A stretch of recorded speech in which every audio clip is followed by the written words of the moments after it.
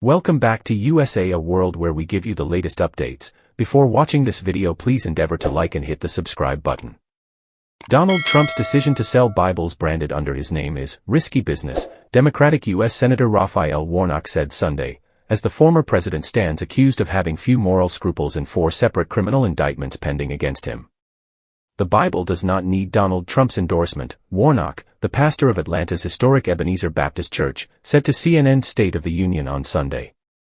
Speaking on Easter, one of Christianity's holiest celebration, Warnock added, "It's a risky bet because the folks who buy those Bibles might actually open them up, where it says things like 'Thou shalt not lie,' 'Thou shalt not bear false witness,' where it warns about wolves dressed up in sheep's clothing. I think you ought to be careful. This is risky business for somebody like Donald Trump."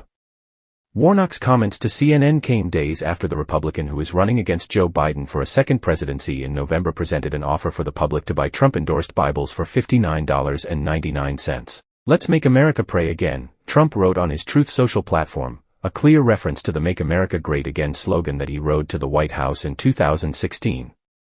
But indeed, more than 80 criminal charges filed against Trump over the previous 12 months, including in Warnock's home state of Georgia, charged Trump with behaving in ways that many true Bible devotees would frown upon. Trump has pleaded not guilty to allegations that he tried to unduly overturn the outcome of the 2020 election that he lost to his Democratic rival Biden, improperly retained classified government materials after his presidency, and illicitly covered up hush money payments to an adult film actor who has claimed to have engaged in extramarital sex with him.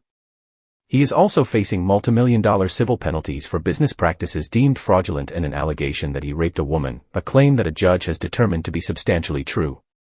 Warnock on Sunday said he wasn't surprised Trump had turned to selling Bibles to help raise funds for his soaring legal bills as well as his presidential campaign. The senator alluded to Trump's history of hawking, among other things, Trump-branded steaks, non-accredited business school degrees and, more recently, $399 gold sneakers.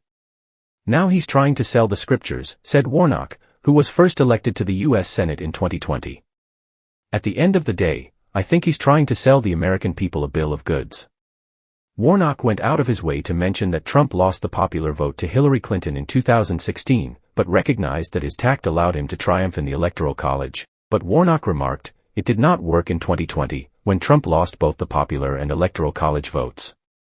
And, the senator said, "I don't think it's going to work in 2024.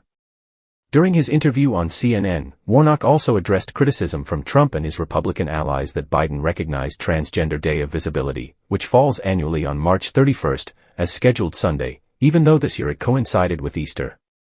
Republican U.S. House Speaker Mike Johnson notably asserted that Biden had betrayed the central tenet of Easter, something that he called outrageous and abhorrent. Warnock, who is part of a succession of Ebenezer Baptist Church that includes civil rights leader Martin Luther King Jr., said the fabricated controversy was another instance of people who do not know how to lead us trying to divide us. Apparently, the speaker finds trans people abhorrent, and I think he ought to think about that, Warnock said.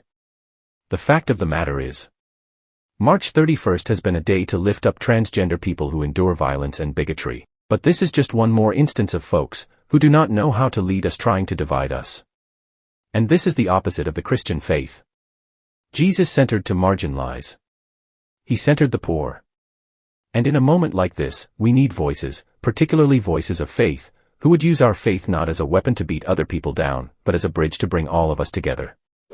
Hope you enjoyed watching. Don't forget to give it a like and hit the subscribe button. See you on our next video.